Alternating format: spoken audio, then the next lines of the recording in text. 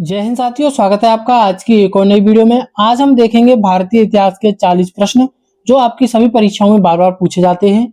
तो वीडियो को लास्ट तक ध्यान से देखिए। चलिए, पहला सवाल है कि सिंधु घाटी सभ्यता का प्रसिद्ध स्थल विशाल स्नानागार कहाँ पाया गया था।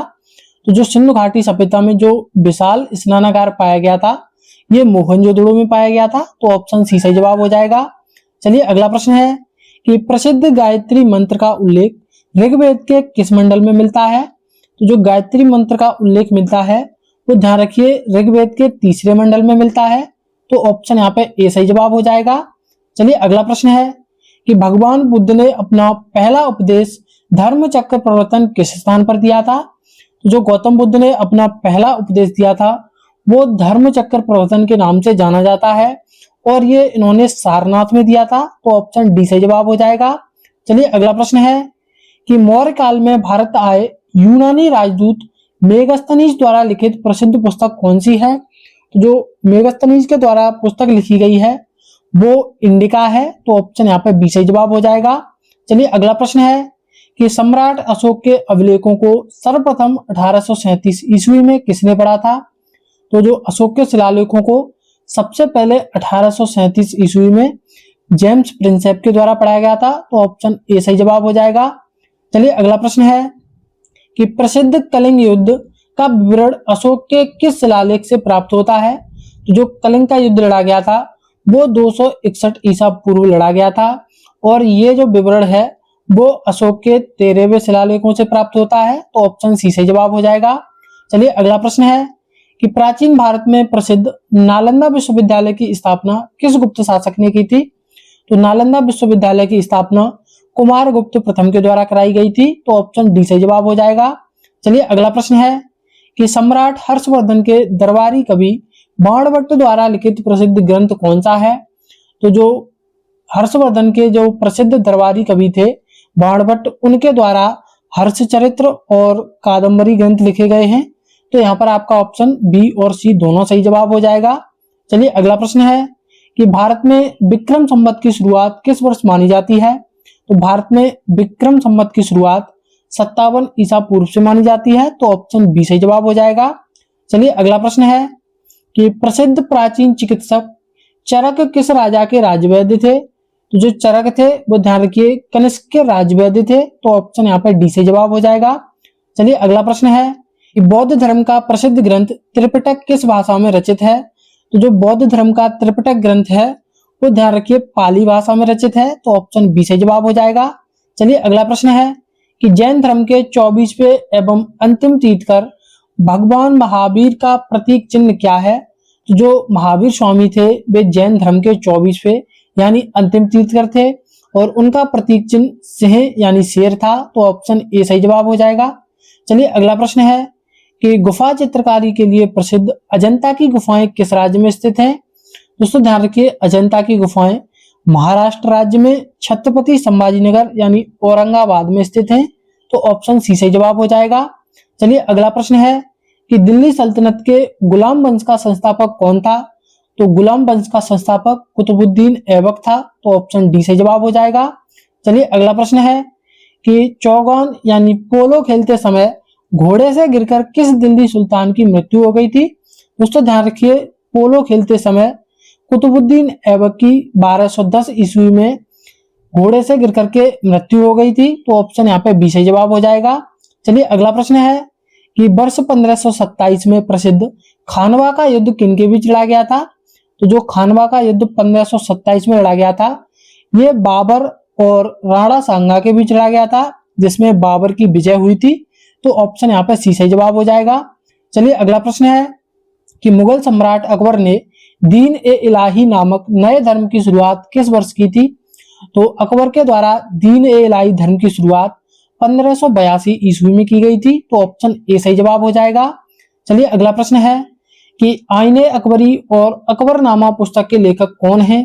तो आईने अकबरी और अकबरनामा पुस्तक के लेखक अबुल फजल हैं। तो ऑप्शन डी सही जवाब हो जाएगा। चलिए, अगला प्रश्न है कि वर्ष 1556 में पानीपत का द्वितीय युद्ध किनके मध्य लड़ा गया था। तो जो 1556 में पानीपत का द्वितीय युद्ध लड़ा गया था वो अकबर और हेमू के बीच लड़ा गया था। तो ऑप्शन बी से जवाब हो जाएगा।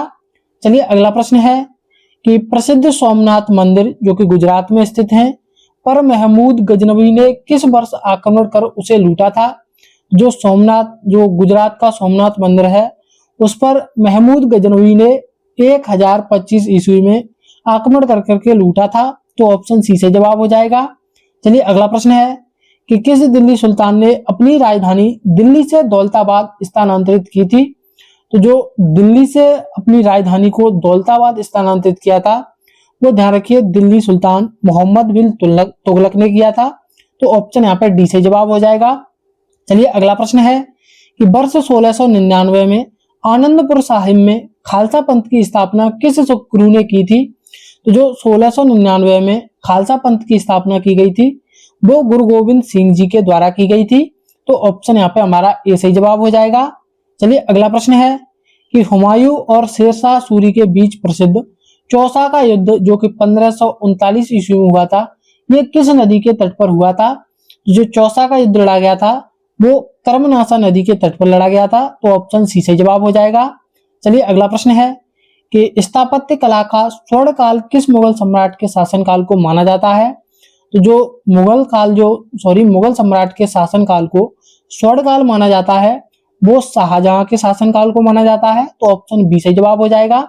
चलिए अगला प्रश्न है कि सांकेतिक मुद्रा का प्रयोग करने वाला दिल्ली सल्तनत का शासक कौन था। तो सांकेतिक मुद्रा यानी टोकन करेंसी का प्रयोग करने वाला दिल्ली सल्तनत का शासक मोहम्मद बिन तुगलक था। तो ऑप्शन सी से जवाब हो जाएगा। चलिए अगला प्रश्न है कि प्रसिद्ध बक्सर का युद्ध किस वर्ष लड़ा गया था जिसने भारत में ब्रिटिश शासन की नींव मजबूत की।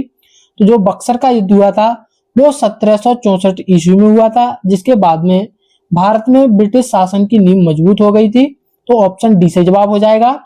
चलिए अगला प्रश्न है कि बंगाल में इस्तमरारी बंदोबस्त यानी जो स्थायी बंदोबस्त जो कि 1793 में लागू किया गया था, ये किसने लागू किया था। जो स्थायी बंदोबस्त लागू किया था वो 1793 में लॉर्ड कॉर्नवालिस के द्वारा शुरू किया गया था। तो ऑप्शन बी से जवाब हो जाएगा। चलिए अगला प्रश्न है कि 1829 में सती प्रथा का उन्मूलन किस ब्रिटिश गवर्नर जनरल ने राजा राममोहन राय के प्रयासों से किया था। तो जो सती प्रथा का अंत किया गया था वो 1829 में लॉर्ड विलियम बेंटिक और राजा राममोहन राय के प्रयासों से किया गया था। तो ऑप्शन सी से जवाब हो जाएगा। चलिए अगला प्रश्न है कि भारतीय पुनर्जागरण के पिता राजा राममोहन राय ने ब्रह्म समाज की स्थापना किस वर्ष की थी। तो ब्रह्म समाज की स्थापना राजा राममोहन राय ने 1828 ईस्वी में की थी। तो ऑप्शन बी से जवाब हो जाएगा। चलिए अगला प्रश्न है कि बेगपत का सिद्धांत यानी हड़प नीति किस गवर्नर जनरल से संबंधित है। तो जो हड़प नीति है वो ध्यान रखिए लॉर्ड डलहौजी से संबंधित है। तो ऑप्शन यहाँ पे ए सही जवाब हो जाएगा। चलिए अगला प्रश्न है कि भारतीय भाषा के समाचार पत्रों पर प्रतिबंध लगाने वाला वर्नाक्यूलर प्रेस एक्ट 1878 किसने पास किया था। तो जो वर्नाक्यूलर प्रेस एक्ट था वो लॉर्ड लिटन ने पास किया था। तो ऑप्शन यहाँ पे डी से जवाब हो जाएगा। चलिए अगला प्रश्न है कि ऐतिहासिक लखनऊ समझौता किस वर्ष हुआ जिसमें कांग्रेस और मुस्लिम लीग एक साथ मंच पर आए। तो जो लखनऊ का समझौता हुआ था वो 1916 ईस्वी में हुआ था। तो ऑप्शन यहाँ पे बी से जवाब हो जाएगा। चलिए अगला प्रश्न है कि असहयोग आंदोलन को स्थगित करने का कारण बनी चौरी चौरा घटना किस वर्ष हुई थी। तो जो चौरी चौरा घटना घटित हुई थी जिसके कारण गांधी जी ने असहयोग आंदोलन को वापस लिया था और ये चौरी चौरा घटना ध्यान रखिए 1922 ईस्वी में घटित हुई थी। तो ऑप्शन सी से जवाब हो जाएगा। चलिए अगला प्रश्न है कि वर्ष 1923 में इलाहाबाद में स्वराज पार्टी का गठन किसने किया था। तो स्वराज पार्टी का गठन इलाहाबाद में 1923 में चित्तरंजन दास और मोतीलाल नेहरू के द्वारा किया गया था। तो ऑप्शन यहाँ पे ए सही जवाब हो जाएगा। चलिए अगला प्रश्न है कि महात्मा गांधी और डॉक्टर भीमराव अंबेडकर के मध्य प्रसिद्ध पूना पैक्ट किस वर्ष हुआ था। जो पूना पैक्ट हुआ था वो वर्ष 1932 ईस्वी में हुआ था। तो ऑप्शन यहाँ पे डी से जवाब हो जाएगा।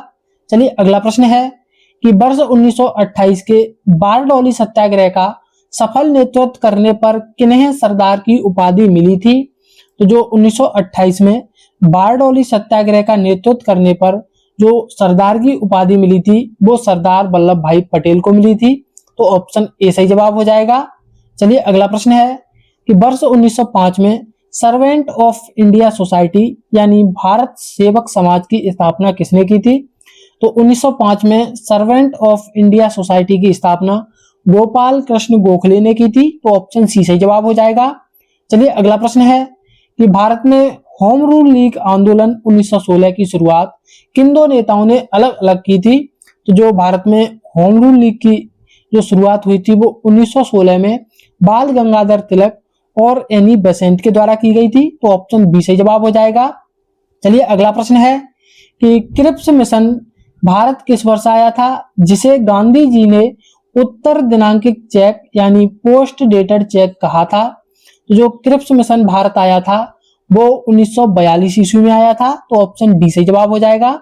चलिए आज का हमारा अंतिम सवाल है कि स्वतंत्र भारत के प्रथम तथा अंतिम भारतीय गवर्नर जनरल कौन थे? तो इस सवाल का जवाब आपको कमेंट बॉक्स में बताना है।